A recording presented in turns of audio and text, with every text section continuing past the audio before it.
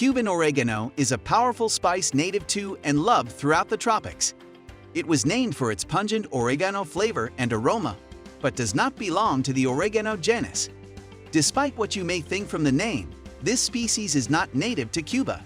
It is native to parts of Africa, the Arabian Peninsula, and India.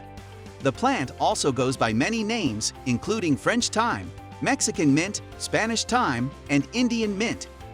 Cuban oregano is primarily cultivated for its flavor and aroma.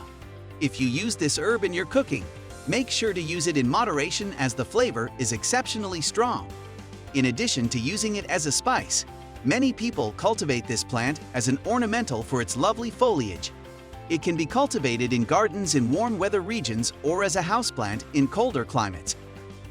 Luckily, Cuban oregano is a fairly easy plant to grow and care for.